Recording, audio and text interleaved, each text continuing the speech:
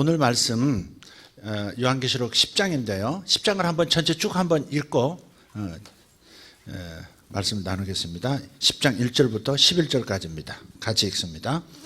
시작. 내가 또 보니 힘센 다른 천사가 구름을 입고 하늘에서 내려오는데 그 머리 위에 무지개가 있고 그 얼굴은 해 같고 그 발은 불기둥 같으며 그 손에는 펴놓인 작은 두루마리를 들고 그 오른발은 바다를 밟고 왼발은 땅을 밟고 사자가 부르짖는 것 같이 큰 소리를 외치니 그가 외칠 때 일곱 우레가 그 소리를 내어 말하더라. 일곱 우레가 말을 할 때 내가 기록하려고 하다가 곧 들으니 하늘에서 소리가 나서 말하기를 일곱 우레가 말한 것을 임봉하고 기록하지 말라 하더라.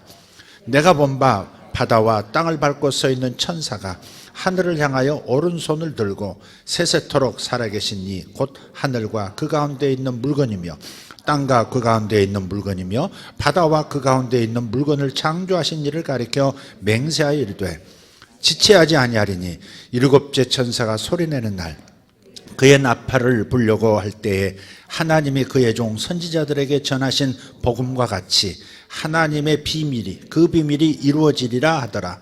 하늘에서 나서 내게 들리던 음성이 또 내게 말하여 이르되 내가 가서 바다와 땅을 밟고 서 있는 천사의 손에 펴놓인 두루마리를 가지라 하기로 내가 천사에게 나아가 작은 두루마리를 달라 한즉 천사가 이르되 갖다 먹어버리라. 내 배에는 쓰나 내 입에는 꿀같이 달리라 하거늘 내가 천사의 손에서 작은 두루마리를 갖다 먹어버리니 내 입에는 꿀같이 다나 먹은 후에 내 배에서는 쓰게 되더라. 그가 내게 말하기를 내가 많은 백성과 나라와 방언과 임금에게 다시 예언하여야 하리라 하더라. 아멘. 자, 오늘 아침에 6장에서 여섯 번째 나팔에 관한 얘기 나눴어요. 마병대의 재앙. 그리고 일곱째 나팔이 불려지기 전에 막간의 삽입구가 바로 10장입니다. 사실 11장 13절까지가 이렇게 삽입됐어요. 그래서 14절에 11장 14절에 둘째 화는 지나갔으나 보라 셋째 화가 속히 이르로다. 일곱째 천사가 나팔을 분다 하는 얘기가 나와요. 그래서 이 여섯 번째 나팔 재앙과 일곱 번째 나팔 재앙에 삽입된 부분이 있다 그렇게 생각하면 돼요. 좀 돌아가서 여러분 여섯 번째 인을 뗄 때와 일곱 번째 인을 뗄 때에 또 이렇게 삽입된 부분이 있듯이 다섯 번째 인 얘기에서도 어떤 교회의 현주소, 땅에서는 고난받고 박해받고 땅에서는 비참하게 사는 것 같은데 교회의 영적 현주소를 보니까 하늘에 있는 존재더라 하는 것이 나와 있어요. 교회의 현주소, 영적으로는 부유한 자더라 하는 얘기예요. 근데 여기 여섯 번째 나팔과 일곱 번째 나팔에 들어간 10장과 11장 13절까지의 이 삽입구는 교회의 역할과 교회의 사명에 대해서 살짝 집어넣은 거예요. 그래서 여러분 읽으실 때 이건 삽입구다 이렇게 생각하시면 되겠어요. 첫째, 둘째, 셋째, 넷째, 다섯째, 여섯째가 다 일곱째로 바로 가지 않고 살짝 뭐가 됐어요? 교회의 역할이 뭔가, 교회의 사명이 뭔가 하는 얘기가 지금 들어가 있는 거예요.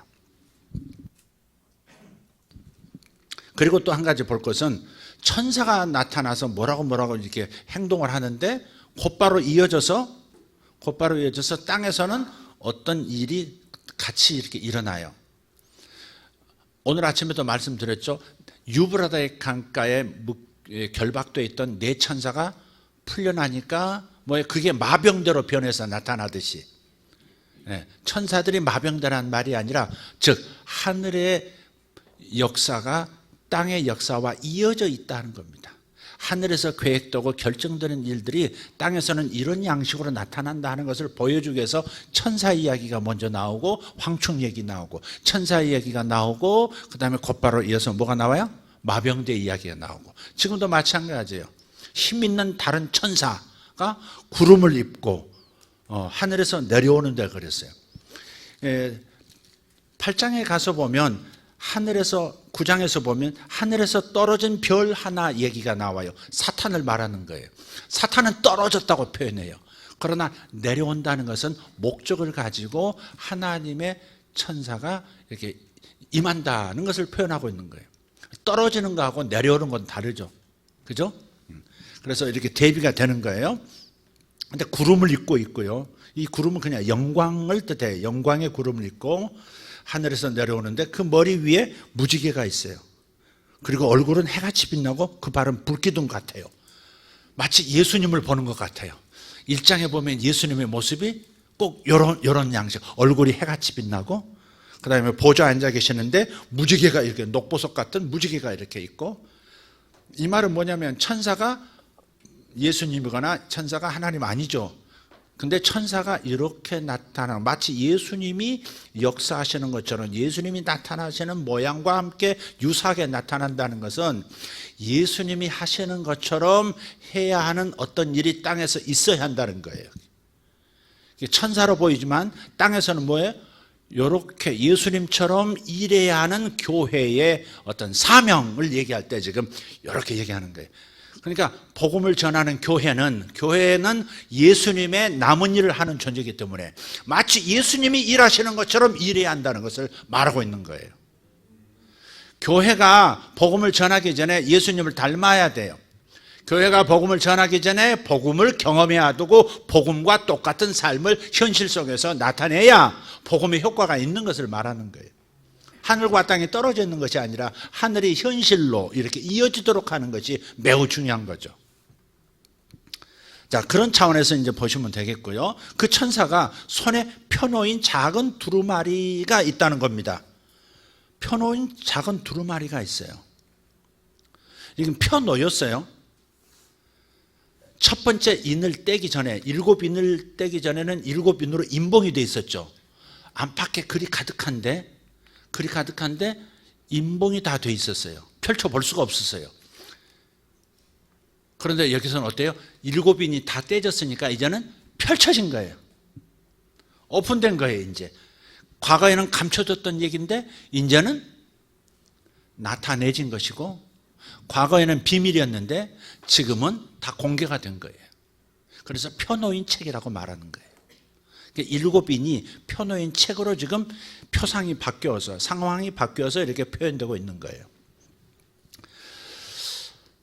그 오른발은 바다를 밟고 왼발은 땅을 밟고 있어요.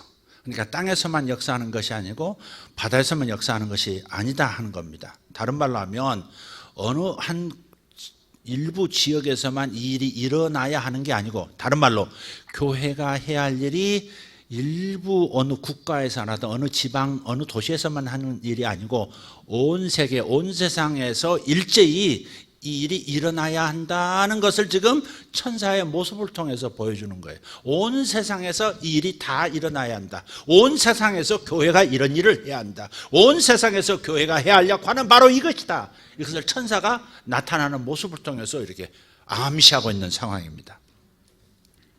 그게 암호라고, 암호. 진짜 천사가 바다를 밟고 뭐 이렇게 밟고 있는 게 아니라 이게 묵시 언어, 암호 체계로 교회가 뭘 해야 된다. 교회는 이런 역할을 감당하고 이런 사명이 있다. 이걸 보여준다 이 말이에요. 좀 더 나아가겠습니다. 사자가 부르짖는 것 같이 큰 소리로 외치니, 저도 설교할 때 사자처럼 외치고 싶어요.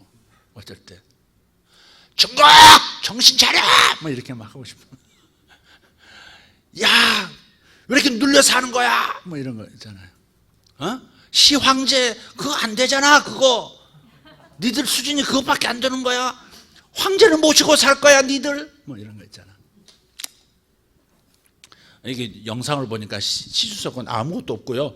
막 회의인데 막 이렇게 말하더라고요. 이렇게 계속 뭐라고 떠드는데, 꼭 김정은 떠들듯이 떠드는데, 세상에 리커창도요, 외교부 장관도요, 한국에 와서 우리 대통령 팔을 등을 툭툭 두드리는 사람 아니었습니까? 외교부 장관이. 아니, 대한민국 대통령을 딱 악수했으면 정중하게 할 일이 딱 한 손으로 악수하면서 다른 손은 탁탁 아랫사람 등 두닥 이러고 앉아있는 사람이 중국 외교부장이에요. 그 사람 왕위. 그래 그 사람도 전부 앉아가지고 적고 앉았더라고. 리커창이 그 2위 아닙니까? 그거 앉아서 막 졸지도 않고, 안경을 고쳐 쓰지도 아니하고 받아 적고 있더라고. 완전 황제예요, 황제. 사자처럼 막 부르짖고 싶어요. 이렇게 부르짖고 싶어요. 그가 외칠 때 일곱 우레가 그 소리를 내어 말하더라. 우레는 천둥이죠. 근데 7개의 천둥이 울렸다는 말이 아니고 7은 완전을 뜻하는 거예요. 7이라는 숫자 나오면 완전을 말해요. 4라는 숫자는 뭘 의미한다고? 땅, 세상. 사람이 아니라 땅, 사람을 뜻했다는 6이에요. 6. 6이라. 이는 사람의 수니 그러잖아요. 사람의 수. 6은 사람의 수. 4는 땅, 세상, 하나님 없는 열방을 말하는 거예요. 하나님 없는 세상을 말해요. 7은 완전 수예요. 그러니까 하나님으로부터 뭔가 이렇게 메시지가 주어질 때는 그 메시지는 완전하다, 그런 뜻을 지금 말하고 있는 거예요. 사자가 부르짖는 이미지나 천둥이 우르릉꽝 하는 거나 이미지는 같은 거예요. 같은 얘기를 반복해서 하고 있는 겁니다. 7우레가 그 소리를 내어 말하더라. 7우레가 말을 할 때 내가 기록하려고 하다가 곧들으니 하늘에서 소리가 나서 말하기를 7우레가 말한 것을 임봉하고 기록하지 말라 하더라. 자, 그 다음 5절.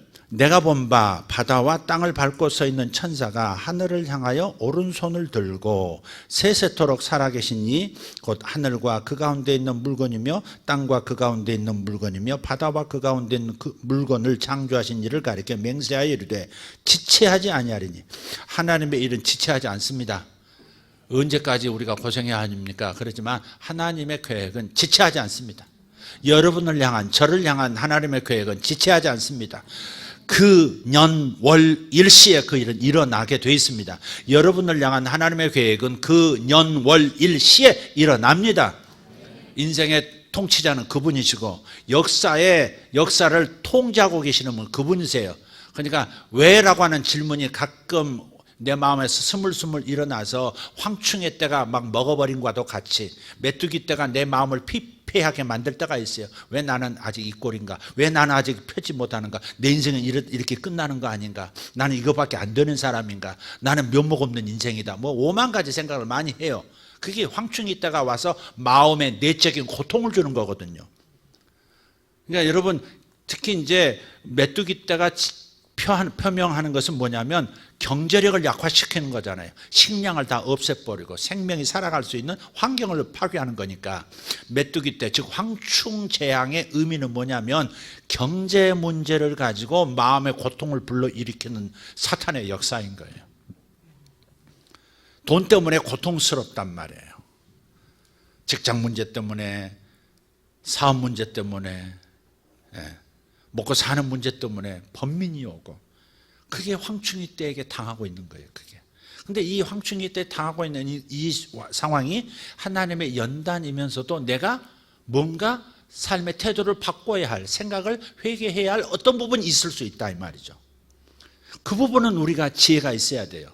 황충에게 먹히고 있는 내 마음의 이 잠 못 이루는 이 분당의 밤의 고통, 도대체 내가 무엇을 실수한 것인가?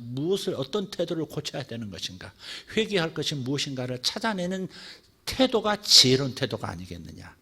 그것만이 속히 벗어날 수 있고 그 년, 월, 일시에 당신께서 이루실 그 일이 내게 이루어지는 거예요.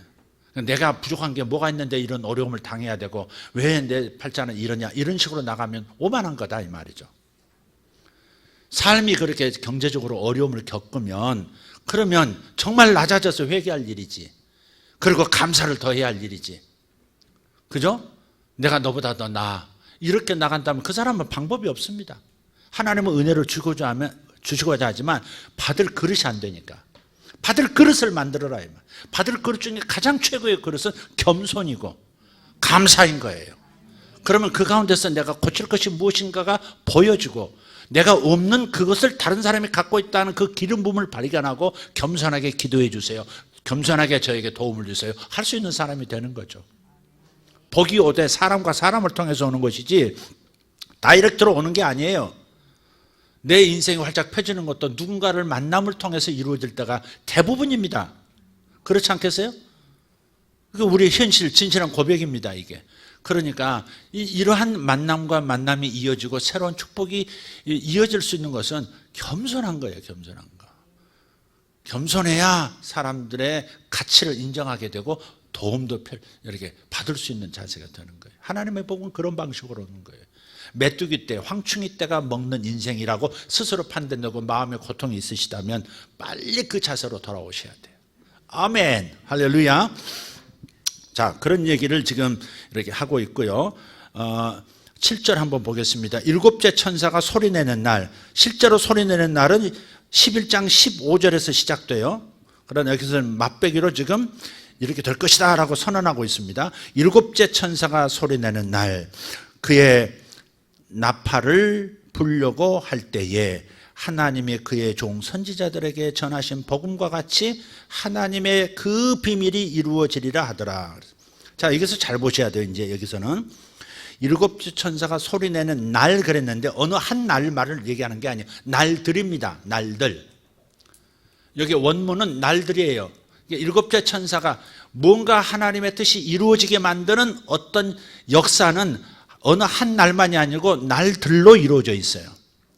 날들로 이루어져 있는 거예요. 그러니까 꼭 한 번이라고 생각하시면 안 돼요.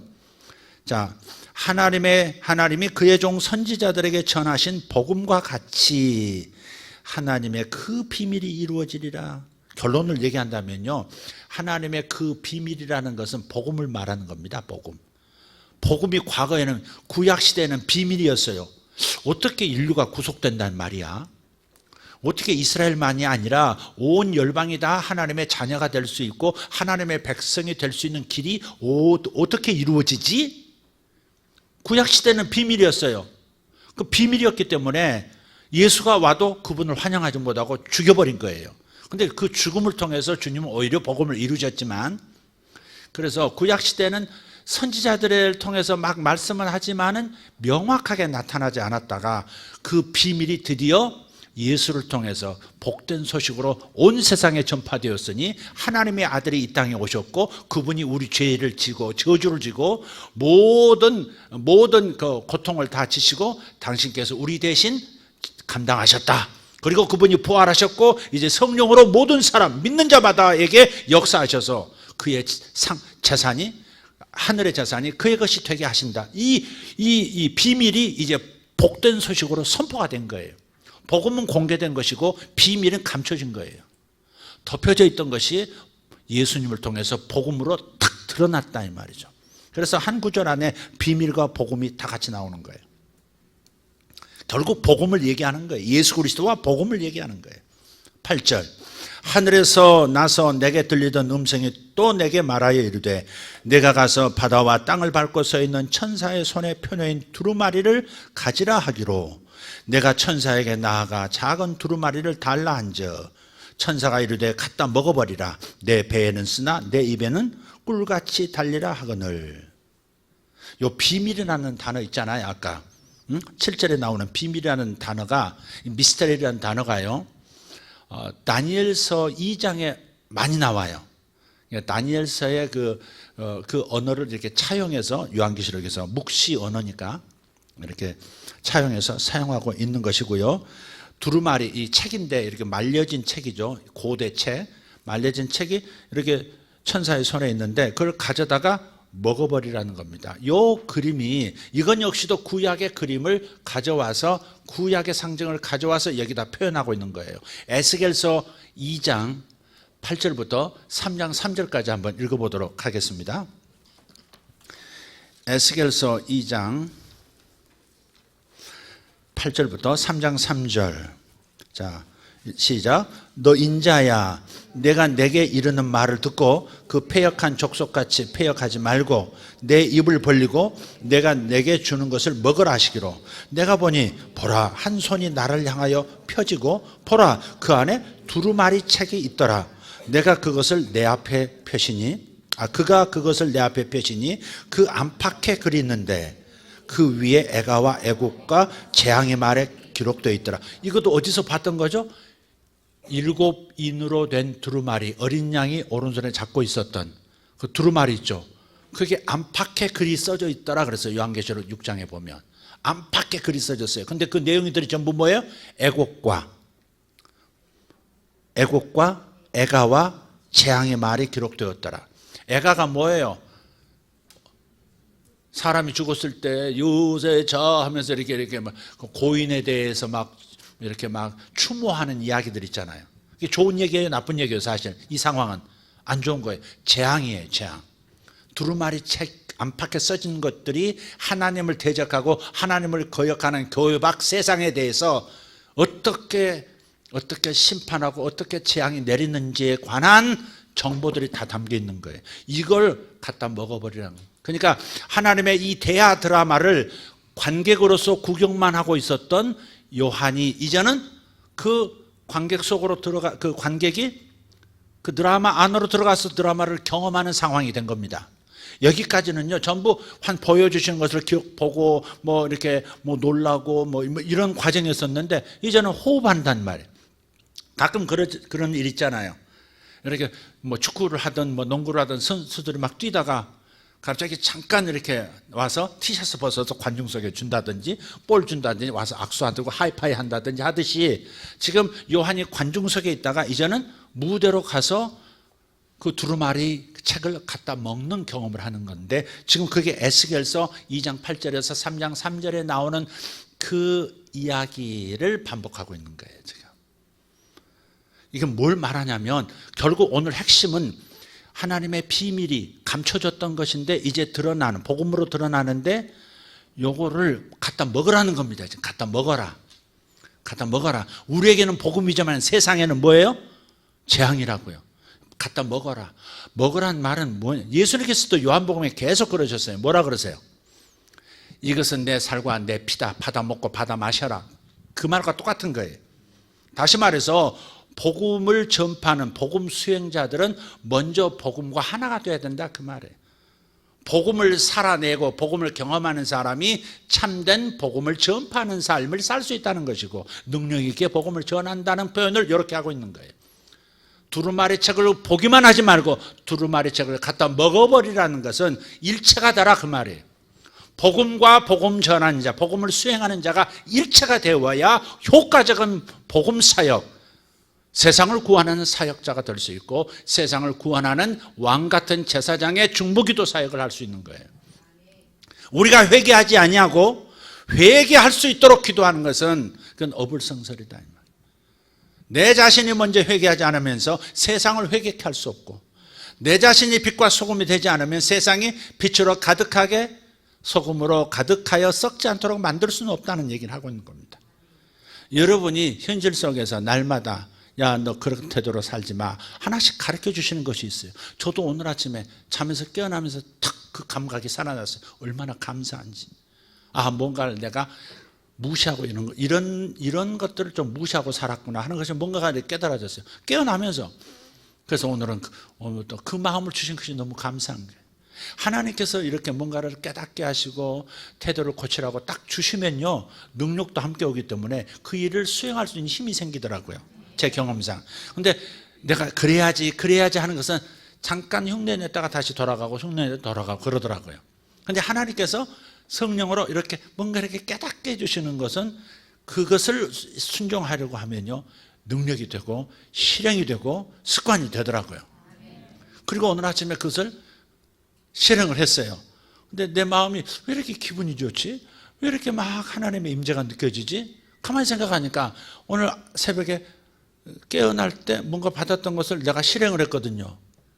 아, 와, 이게 갖다 먹어버리는 거구나, 이런 거예요.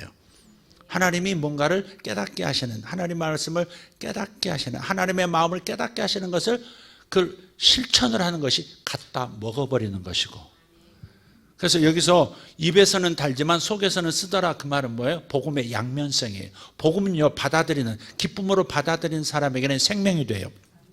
시편 119편 103절에 있는 것처럼 하나님의 말씀은 영혼을 소송케 하지만, 영혼이 살아나게 만들지만, 어떤 사람에게는 그 복음이 믿어지지 않고 거부하고 싶어서 거절하면 어떻게 돼요? 그에게는 그 구원의 복음이 심판이 되어버린다고요.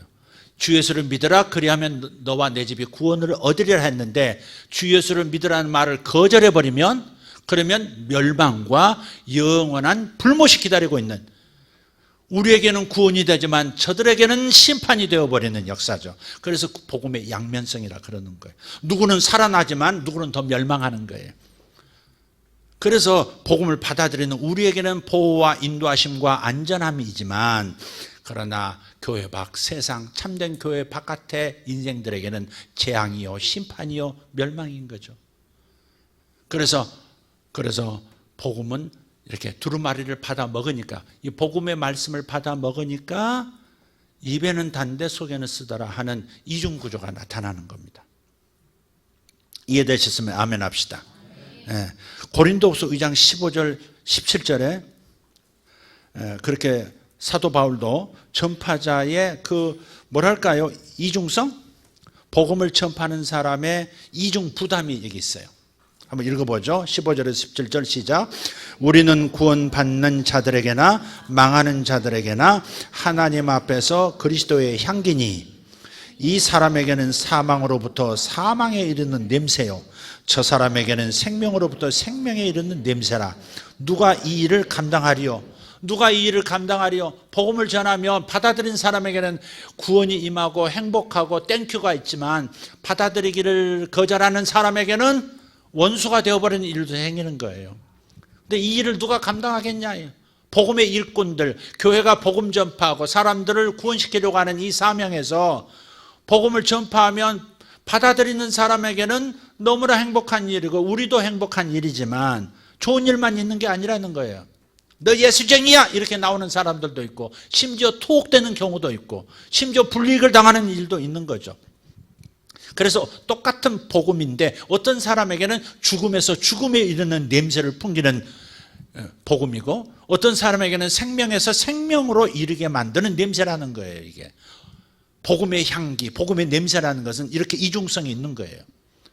여러분도 이것을 감당하려고 할 때는 저 사람이 안 받아들일 때는 이런 것도 감수해야 하는데 하는 상황이 있을 수 있어요. 근데 이럴 경우에도 그래도 받아 먹으라는 겁니다. 아멘.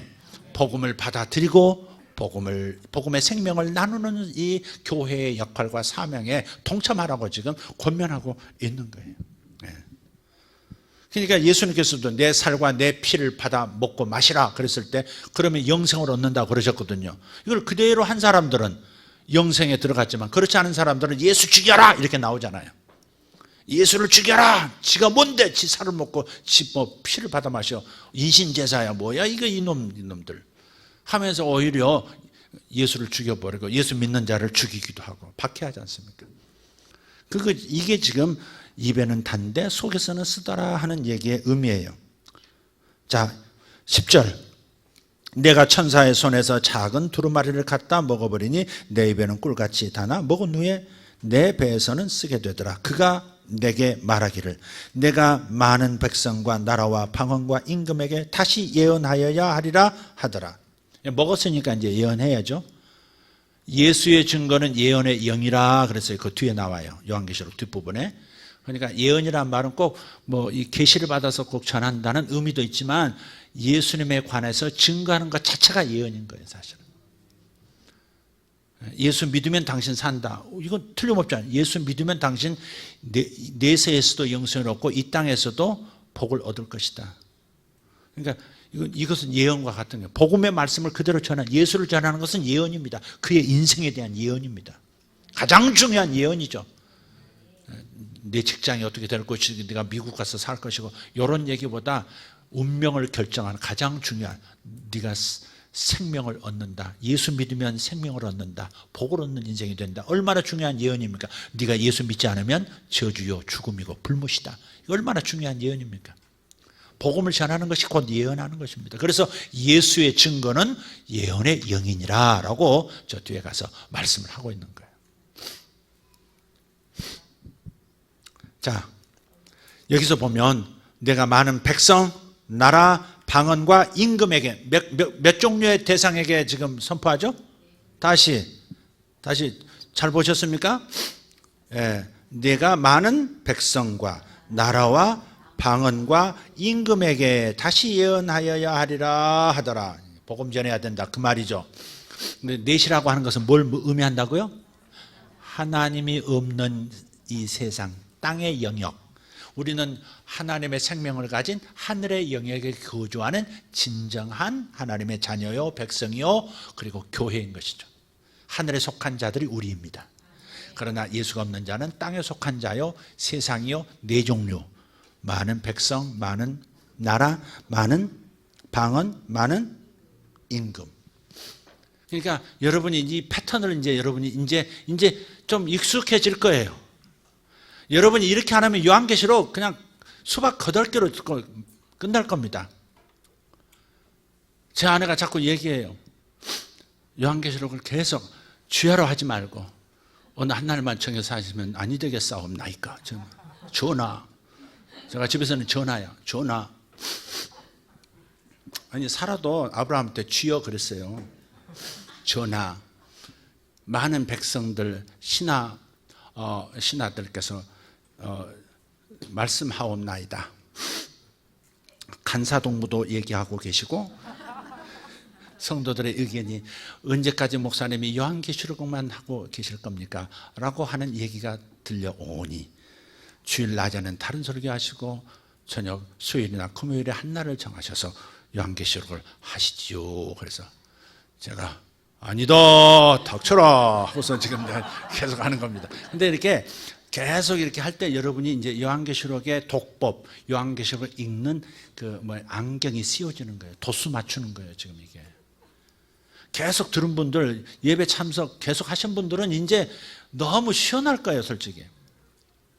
김명범 집사님, 또 튀었구나. 회사에 지금 회사 차려가지고 지금 바쁘구만. 이제 김명범 집사님이 요한계시록을 읽으라 했거든요. 많이 읽는 사람 1등에게 제가 식사 담임 목사의 점심, 워런 버핏 영광과의 점심처럼 이렇게 식사 한번 함께 사겠다고 그랬는데 전번에 탈락했어요. 김명범 집사님 나 지금 요한계시록 읽고 있습니다. 그 말에 자극을 받아가지고 이혜정 권사님이 그때부터 읽기 시작해가지고 지난주 수요일인가 딱 조사했더니 똑같이 13번 읽었더라고. 나중된 자가 먼저 되고 굴러온 돌이 박힌 돌을 말아내듯이.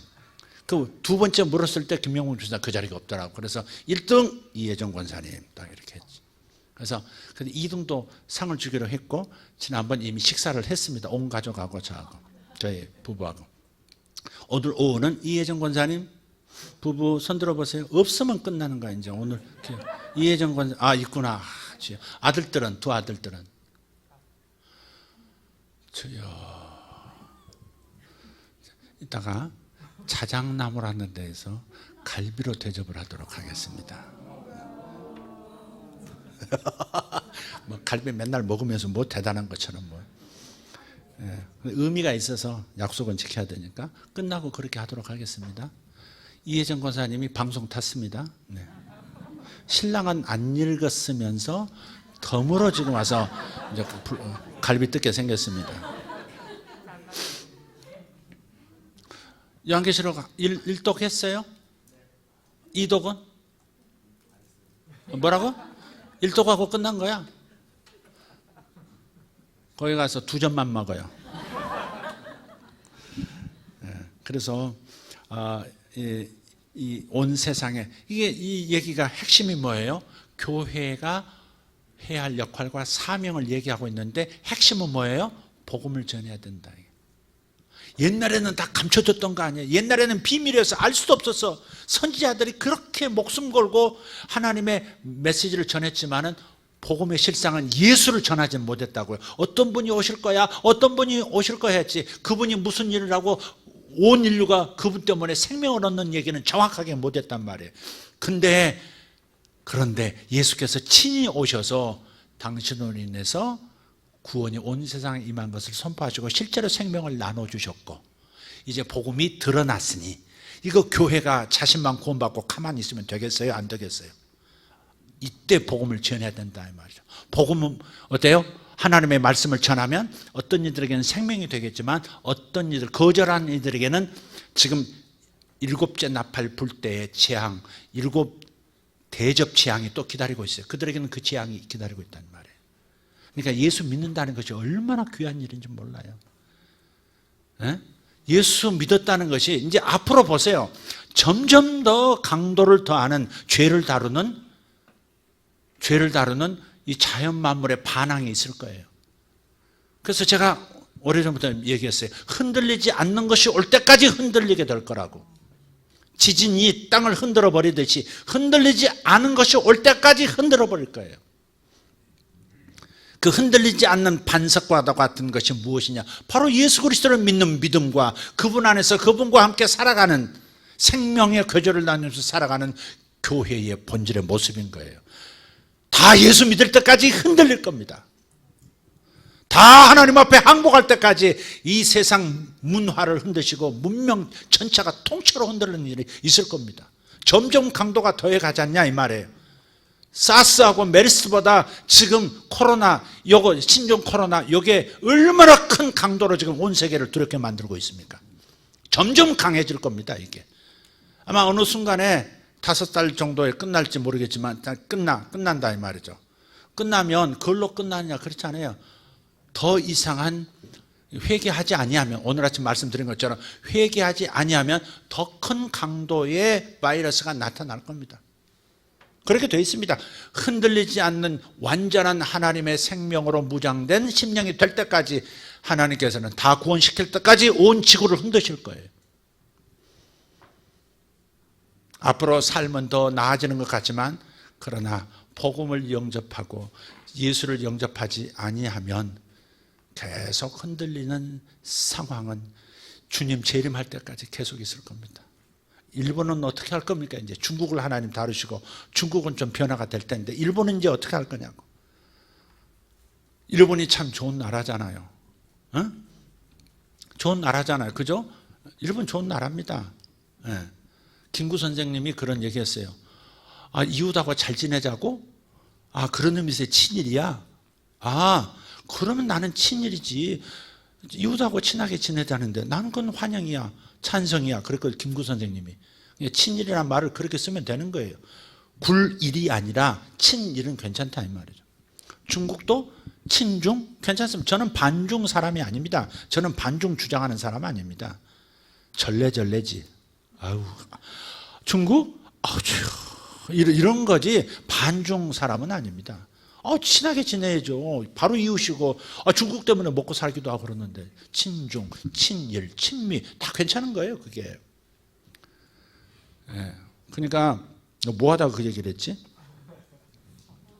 예? 일본은 어떡하냐고. 일본이 이것만 하고 마칠게요. 일본이 가만 보세요. 어떤 분이 글을 논문을 하나 썼는데 한번 읽어봤어요. 우리가 이제 조선 500년을 동방예의지국이라고 했거든요. 동방예의지국. 그래서 성리학자들이 지배한 그 세계였죠. 그런데 그걸 정확하게 역사는요 정말 제대로 봐야 됩니다. 2조 500년 역사가 어떻게 그렇게 지탱할 수 있었는가. 그건요 철저한 성리학자들이 중심이 되어서 이 조선시대 양반들을 지탱하고 있었던 노비제도 때문에 그렇습니다.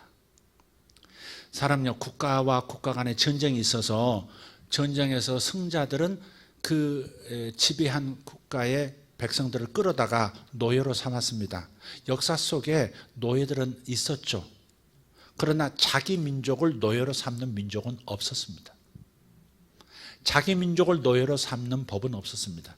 유일하게 조선만 자기 민족을 노예로 만들고 그것 또한 계속해서 대물림 되도록 네 아비가 노예니까 너도 내 물건이야 이런 거죠. 소 한 마리값보다 못한 노예들. 그래서 자식을 많이 낳도록 만들었고 주인 나으리께서는 언제든지 반반한 계집 노예들을 통해서 마음껏 자기 성욕을 풀고 분명히 저건 내 자식 같은데 그래도 노예가 나오면 노예라고 하는 이상한 그런 법을 만들어서 전부 자기 노예로 합법적으로 양심을 덮어버리는. 그러니까 2조 500년이라는 것이 정직합시다, 이게 스스로를 비하하는 역사관이 아니라 이건 있는 것은 있는 것대로 얘기하자 이거죠. 그러니까 조선 500년이 동방예의지국 아닙니다. 그렇게 말하면 안 됩니다. 세상에 자기 민족을 노예로 삼는 민족이 어디 있습니까? 세종대왕이 정말 그분이 없었으면 정말 한글도 제대로 학자들이 펼쳐내지 못했을 거고 너무 귀한 분이긴 하지만, 그러나 그이가 젊었을 때 이제 고기를 참 좋아했던 분이고, 고기 안 먹어야 됐으면 고기를 짱뜩 먹고 30몇 살에 돌아가셨지 그분이. 근데 이 세종 때에 와가지고 요 노예가 그때 당시 23%인가 그랬어요. 노예가 23%, 노는 남자 종, 비는 여자 종이에요. 이 노비가 23%에서 46%인가로 확 뜁니다. 배나 뜁니다. 그러니까 공과 과를 잘 구분해야 된다 이 말이에요. 나 세종 우리 오라버니 너무 좋아, 다 좋아. 영화도 천문 그런 거 보면서 다 좋은 세종 그렇게만 보시면 안 되고, 그런 부분이 있다는 것도 우리가 정직하게 역사를 배워야 된다 이 말이죠. 그러니까 이게 내가 왜 일본 좋아 그 말을 했느냐면, 이 조선시대의 노예제도, 노비제도를 깨뜨리는 선두주자가 누군지 아십니까? 김옥균입니다. 친일파라고 하는 김옥균이, 일본은 우리 조선 대한제국보다 약 100년 전에 이미 노예제도를 끝장냈어요. 청나라도 우리를 그렇게 괴롭힌다. 청나라도 당대의 노예로 끝나지 그 자식은 자유인입니다. 대대로 노예를 삼지 않았어요. 청나라도 그랬는데 오직 이 조선이라고 하는 나라만 계속해서 노비를 계속. 황희정성 아시죠? 존경하는 그 황희정성, 돈에 나오는 황희정성. 그분도 387명의 노비를 자식에게 나눠주고 유산으로 물려주고 갔습니다. 노비가 367명입니다. 그것을 합법적으로 물건 취급하고 하는, 얼마나 잔인한 역사입니까 이게. 그러니까 그런 부분을 깨뜨린 사람이 김옥균이에요. 그런 면에서 우리가 일본을 접촉하고 일본에게 복속당하면서 무지막지한 수모를 당하고 치욕스러운 역사가 돼버렸지만, 그러나 하나님의 다루심이 없었다고 말할 수 있느냐 이 말이에요. 그때까지도 100년 뒤까지도 전 세계는 없어지는 노비제도를 끝까지 물고 들어가는, 그래서 고종이 열받아가지고 찢어 죽인 거 아닙니까 김옥균을. 그러니까 우리가 그런 면, 뭐하다 이렇게 왔지 주요. 근데 일본 어떡하냐, 하나님 없이 개인적으로는 성품 좋다고 하는 그 사람들이 일본 가면 정말 참 사람들 친절하고 좋거든요. 근데 이 사람들을 어떻게 할 거냐고. 하나님이 흔드실 텐데, 흔들리지 않는 신앙이 올 때까지, 예수 그리스도를 영접하고 예수 그리스도의 생명으로 무장되는 그날이 올 때까지 일본을 뒤흔드실 텐데 어떻게 할 거냐고. 일본이 그토록 두려워하는 일본 대지진, 그거 다가올 텐데 그거 어떻게 할 거냐. 그러니까 이게 요한계시록의 상황은 모든 역사 속에서 계속 흔들리지 않는 영혼들이 나타날 때까지, 교회로 껍질 벗겨져서 참 생명으로는 교회로 드러날 때까지 하나님은 세상을 흔드실 거예요. 그 점은 우리가 알고 갑시다. 아멘. 자, 좀 불길한 얘기처럼 들렸을지 모르겠는데 어쨌든 여러분에게 복음의 비밀이 주어졌으니까 여러분도 복음 전하려고 애써주시길 바라요. 전도하려고 애써주세요. 아멘. 전도하시고 같이 한번 왕같은 제사장으로서 나라와 민족의 미래를 놓고 한번 진짜 제대로 된 예언적 중보기도 할 사람들, 그런 사람들을 그냥 이렇게 전도해 주셔서 함께 동참시키고, 우리 교회는 그렇게 가야 될 것 같습니다. 우리 교회는 그냥 쪽수만 많아지는 교회는 아닌 것 같습니다. 우리는 특화된 교회인 것은 틀림없는 것 같고, 이 사명을 저와 여러분이 잘 감당하면 반드시 보상 있으리라고 믿습니다. 아멘. 기도합시다. 주님 감사합니다. 하나님 감사합니다. 하나님 감사합니다. 위대하신 하나님, 오늘 우리에게 교회가 무엇인지, 교회의 현주소가 하늘에서 어떤 위치인지, 그리고 땅에서는 어떤 역할을 감당하고 어떤 사명감을 가지고 충성해야 되는지 오늘 요한계시록을 통해서 복음의 위대함까지 배웠습니다. 하나님, 우리가 얼마나 복받은 사람인지를 기억하면서 이 복된 소식 우리만 알고 끝나지 않도록 우리 입술이 열리게 하여 주시옵소서. 복음을 받아먹고 복음의 삶을 누리고 또한 나가서 입을 벌려 복음을 함께 누리도록 전파하는 우리 모두가 되어지기를 원합니다. 살아계신 하나님 감사합니다.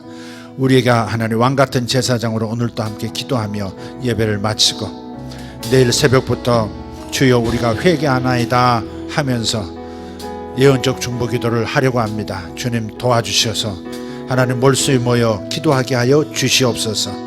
감사드리옵고 우리 주 예수 이름으로 기도합니다. 다 같이 일어나셔서 기도하십시다. 주님, 이 말씀을 기억하십시다. 두루마리를 받아 먹으십시오. 복음을 받아 먹으십시오. 입에서는 달고 속에서는 쓴 역사도 있겠으나 그러나 우리가 복음의 사람으로서 복음과 먼저 연합하는 우리가 되어지기를 원합니다. 하나님의 말씀을 우리가 먼저 제대로 경험하게 하여 주시옵소서. 복음과 닮은 사람 되게 하여 주시옵소서. 예수와 닮은 예수쟁이들 되게 하여 주시옵소서. 살아계신 주님 감사합니다. 살아계신 주님 감사합니다. 할렐루야.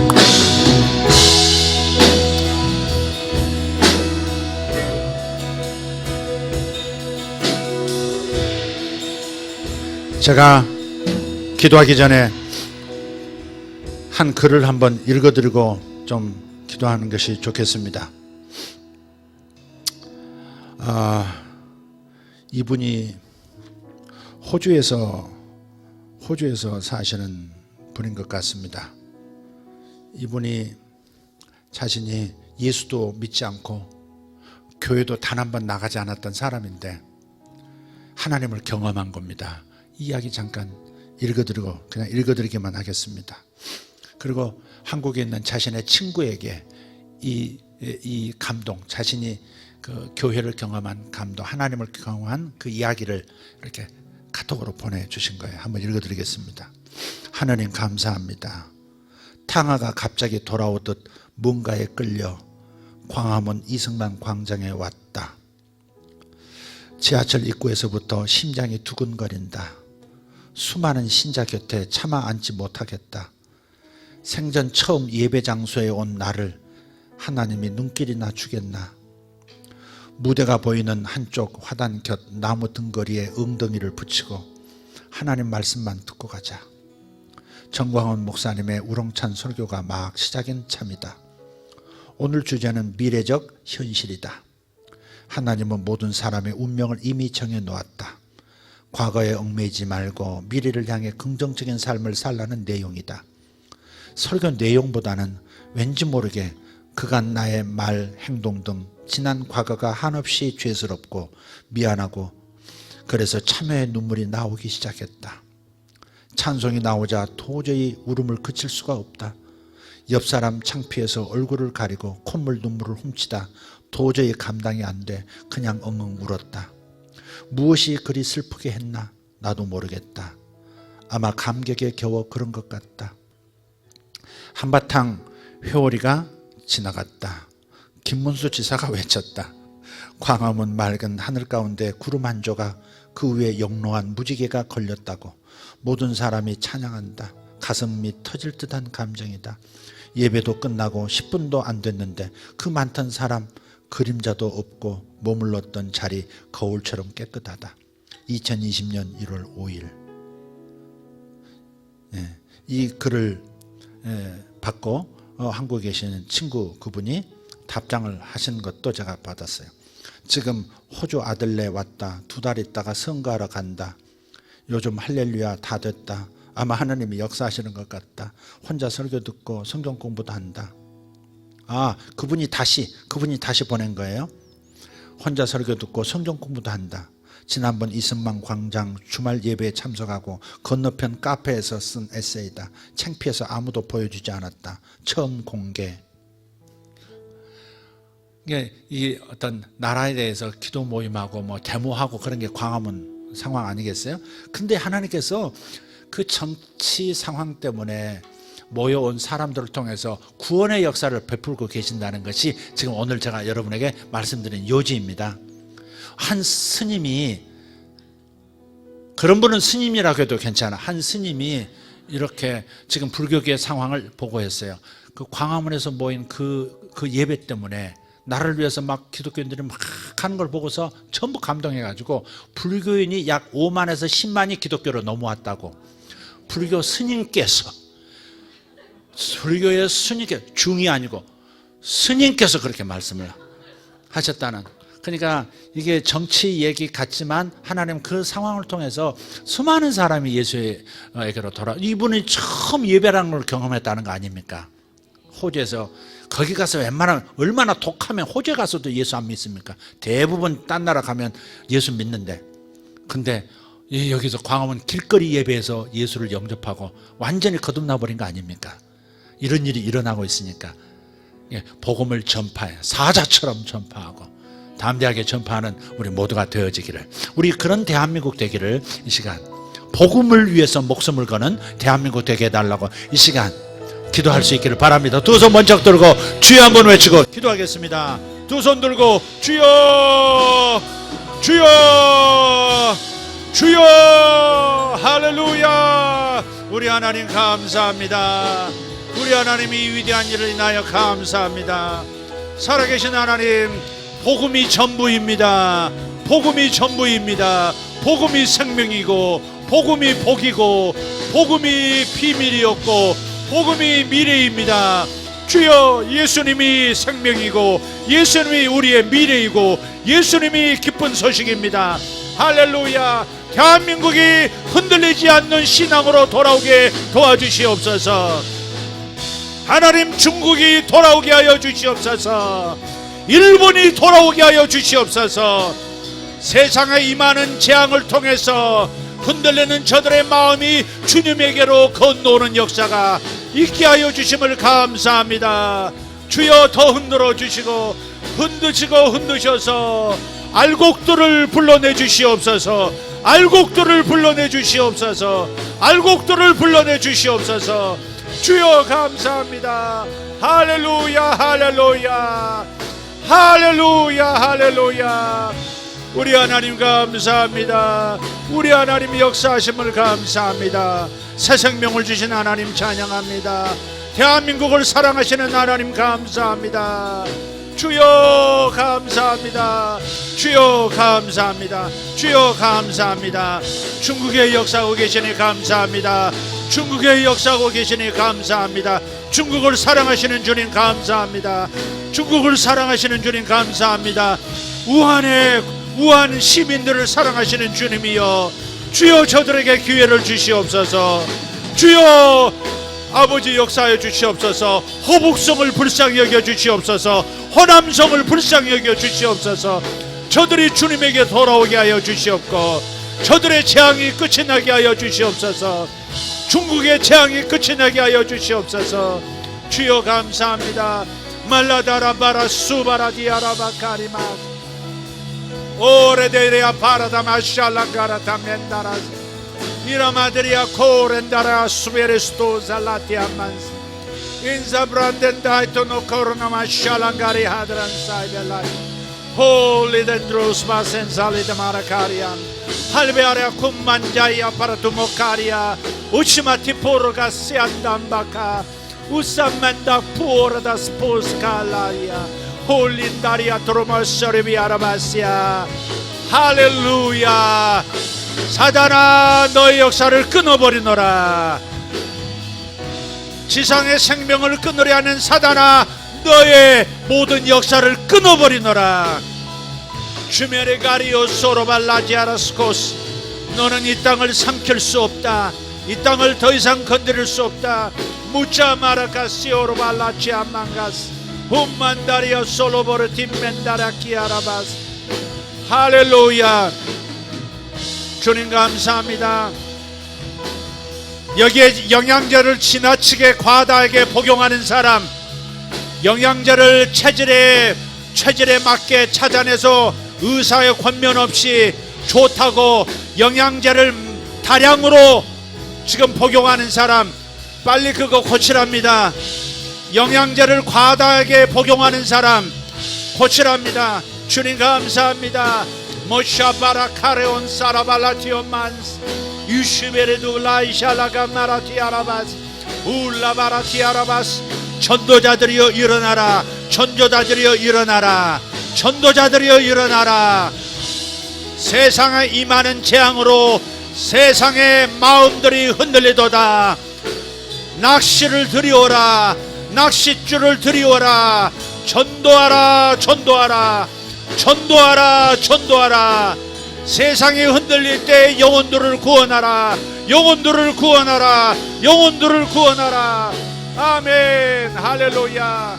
샤바바카리 암다라비알라 소라발라 이마라디알라바 쇼라다티아 마른사라디아라바카 인날란잘라디알라바카리 엄바라 스모라데베리두모시 오레타리아스마사 칼린다리아.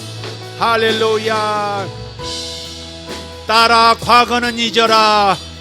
내 과거는 내가 도말했느니라. 따라 내 과거에 연연하지 말라. 내 과거의 상처를 뒤돌아보지 말라. 내 상처가 미래를 좀먹는다. 따라 지우개처럼 지워라. 지우개처럼 지워라. 내가 지웠으니 너도 내 마음에서 지워라. 너를 용서하라. 내 과거를 용서하라. 따라 주님 이렇게 말씀하시니 감사합니다. 쇼라발라이든 문다라디알로보코린다 울라바라디아라바 쇼라발라이 텐요로스카스 이스란데레 투메네 카리온도로스파센 인들라이젠드루드베르고로 함델로스파센 임마다바라쿠라 데비아로볼로셀라. 할렐루야. 할렐루야. 쇼레데베르가리안도로스마살란다라